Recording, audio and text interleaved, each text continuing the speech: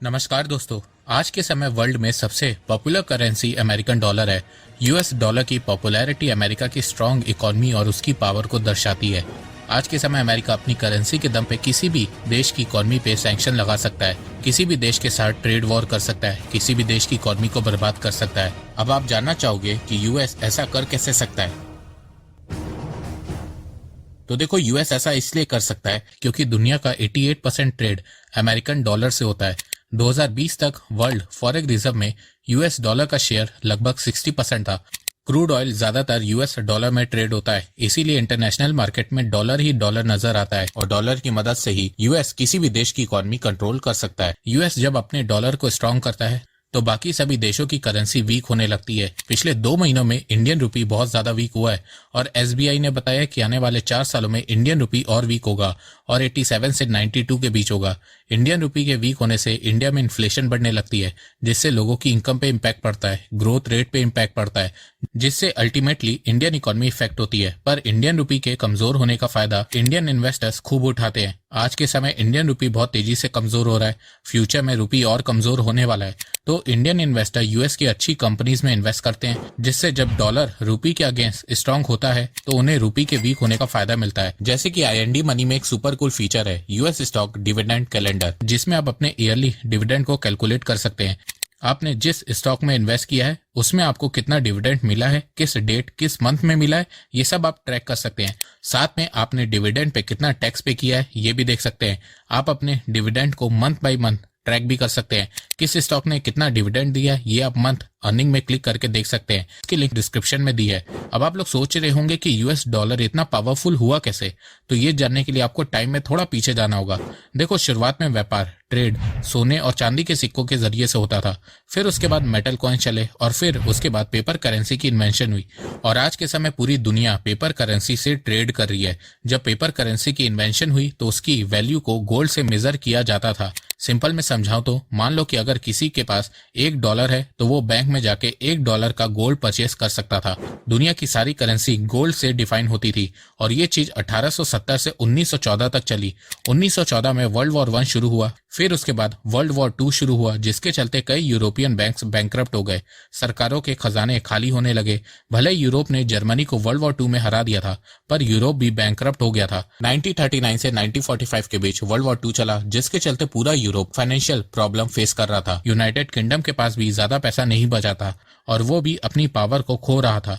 World war 2 के बाद सिर्फ एक बचा था जिसके पास पैसा और मिलिट्री पावर दोनों थी, और वो था अमेरिका। और अमेरिका ने इसका फायदा उठाया। अमेरिका ने देखा कि यूरोप फाइनेंशियल प्रॉब्लम फेस कर रहा है और यूके की पावर भी कम हो रही है, तो दुनिया में अपनी पावर को बढ़ाने के लिए और वर्ल्ड इकोनॉमी को अपने कंट्रोल में लेने के लिए यूएस ने ब्रेटन वुड सिस्टम को इंट्रोड्यूस किया। देखो, जब फर्स्ट वर्ल्ड वॉर 1914 में शुरू हुई थी तब पहला अमेरिकन डॉलर प्रिंट हुआ था और फर्स्ट वर्ल्ड वॉर के समय अमेरिकन डॉलर एक रिजर्व करेंसी बन गया था।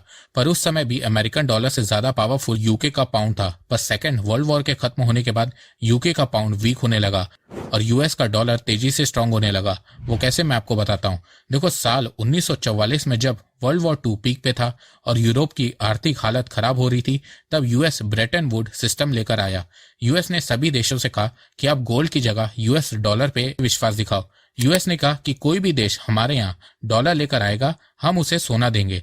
मतलब अगर फ्रांस, पोलैंड या कोई और देश यूएस के पास डॉलर लेके जाएगा तो यूएस उसके बदले में सोना देगा। यूएस ने उसकी वैल्यू भी सेट की, $35 पर आउंस। अब ये चीज देख के 44 कंट्रीज ब्रेटन वुड सिस्टम से जुड़ गई और अपनी करेंसी को यूएस डॉलर से जोड़ने का फैसला ले लिया। फिर उसके बाद ब्रेटन वुड सिस्टम के चलते ही आईएमएफ और वर्ल्ड बैंक अस्तित्व में आए और ब्रेटन वुड सिस्टम के चलते धीरे धीरे अमेरिकन डॉलर वर्ल्ड करेंसी बनने लगा।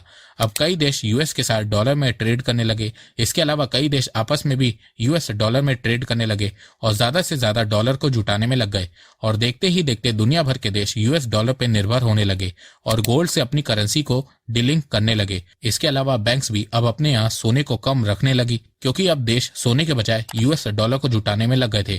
तो जहां पहले हर देश की करेंसी की वैल्यू के पीछे गोल्ड हुआ करता था, वहीं अब गोल्ड की जगह यूएस डॉलर ले रहा था। कई सालों तक यूएस का ब्रेटन वुड सिस्टम बहुत बढ़िया चल रहा था। लगभग पूरी दुनिया यूएस डॉलर पर निर्भर हो गई थी। पर 1970 में कई देशों ने अपनी करेंसी को डॉलर से डीलिंग करने का फैसला ले लिया और वापस से गोल्ड पे जाने लगे। कई देशों ने यूएस डॉलर को बेचना शुरू कर दिया और उसके बदले में गोल्ड लेने लगे और ये चीज बहुत तेजी से बढ़ने लगी। तब यूएस को लगा कि इससे तो यूएस की इकोनॉमी बर्बाद हो जाएगी और यूएस का गोल्ड रिजर्व पूरी तरह से खत्म हो जाएगा। तब 1971 में यूएस प्रेसिडेंट निक्सन ने ब्रेटन वुड्स सिस्टम को ही खत्म कर दिया। अब इसके चलते कोई भी देश यूएस डॉलर को गोल्ड में कन्वर्ट नहीं कर सकता था। मतलब अगर कोई भी देश या इंसान यूएस बैंक के पास डॉलर लेके गया तो अब डॉलर के बदले उसे गोल्ड नहीं मिलेगा। अब इसके बाद बहुत से देशों ने फैसला लिया कि वो अब ट्रेड करते समय डॉलर का यूज ही नहीं करेंगे और यूएस की इकोनॉमी को हर्ट करेंगे। पर दुनिया को नहीं पता था कि यूएस के पास एक न्यू प्लान आ चुका था जिससे वो डॉलर को और ज्यादा स्ट्रांग बनाने वाला था। 1971 में जैसे ही अमेरिका ने ब्रेटन वुड सिस्टम को खत्म किया, उसके तुरंत बाद यूएस ने सऊदी अरेबिया से पेट्रोल डॉलर की बात शुरू कर दी। यूएस ने सऊदी को कहा कि आप ऑयल एंड गैस का ट्रेड यूएस डॉलर में करो। अब यहाँ पे सऊदी ने कहा कि अगर हम क्रूड ऑयल का ट्रेड डॉलर में करेंगे तो हमें क्या मिलेगा।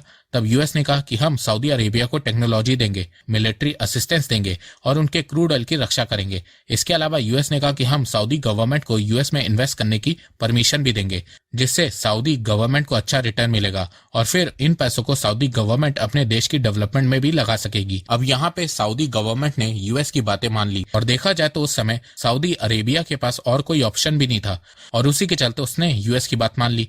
इसके अलावा 1980 तक अरब कंट्रीज इजराइल से मार खा खा कर थक गई थी तो बाकी अरब कंट्रीज ने भी यूएस के ऑफर को एक्सेप्ट कर लिया। तो जैसे ही यूएस ने ब्रेटन वुड सिस्टम को एंड किया उसके बाद डॉलर को क्रूड ऑयल से जोड़ लिया। अब यहाँ पे आप यूएस के पॉलिसी मेकर को प्रेस कर सकते हैं। उन्होंने डॉलर को स्ट्रांग रखने के लिए तुरंत एक्शन लिया और फिर उसके बाद American dollar year by year और स्ट्रांग होने लगा। पर पिछले कुछ सालों से यूएस डॉलर को वीक करने की कोशिश की जा रही है जिसमें ब्रिक्स ग्रुप का नाम सबसे ऊपर है।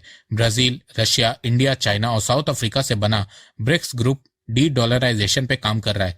इस साल के ब्रिक्स समिट में ब्रिक्स करेंसी दुनिया को दिखाई गई है। देखो कई देश आज डी डॉलराइजेशन के लिए इसलिए मजबूर हो गए हैं क्योंकि यूएस कभी भी किसी भी देश पे हैवी सैंक्शन लगा सकता है, उनके फॉरेन रिजर्व को यूज करने से रोक सकता है, उनकी इकोनॉमी को बर्बाद कर सकता है। इसके अलावा यूएस कभी भी डॉलर को स्ट्रांग करने के लिए रेट हाइक कर देता है जिससे बाकी करेंसी वीक होने लगती है, इन्फ्लेशन बढ़ने लगती है। तो इन्हीं चीजों से तंग आकर आज के समय कई देश डी डॉलराइजेशन पे काम कर रहे हैं। ब्रिक्स नेशन में जैसे इंडिया, चाइना अपने फॉरेन रिजर्व में डॉलर की जगह गोल्ड रिजर्व को भी बढ़ा रहे हैं। पर वहीं दूसरी तरफ अमेरिका में ट्रंप वापस से पावर में आ गए हैं और उन्होंने ब्रिक्स नेशन को वार्निंग दे दी है कि अगर उन्होंने डॉलर के अगेंस्ट कोई भी करेंसी बनाई या प्रमोट की तो वो उनपे हैवी टैरिफ इंपोज करेंगे। तो देखो हो सकता है कि आने वाले 4 सालों में ब्रिक्स नेशन डी डॉलराइजेशन पे काम ना करे, पर फ्यूचर में ये होगा जरूर क्योंकि रशिया ने दुनिया को दिखा दिया है कि वो बिना डॉलर यूज किए इंडिया, चाइना जैसे देशों के साथ ट्रेड कर सकता है। तो आने वाले 4 साल यूएस डॉलर के लिए बहुत ज्यादा इंटरेस्टिंग होने वाले हैं। एक तरफ ट्रंप यूएस डॉलर को स्ट्रांग करने की कोशिश करेंगे और देशों पे प्रेशर बनाएंगे, वहीं दूसरी तरफ चाइना और रशिया डॉलर की पावर को कम करने की कोशिश करेंगे। वहीं इंडिया इस मामले से दूर रहने वाला है क्योंकि इंडिया यूएस का ट्रेड $100 बिलियन से ज्यादा का हो चुका है और दोनों देशों के बीच ट्रेड तेजी से बढ़ रहा है और यूएस के साथ ट्रेड करने में इंडिया को फायदा होता है। इंडिया यूएस में ज्यादा प्रोडक्ट को एक्सपोर्ट करता है। तो आने वाले 4 साल भारत डॉलर के अगेंस्ट कुछ एक्शन नहीं लेने वाला है। Investment in the securities market is subject to market risks. Read all the related documents carefully before investing.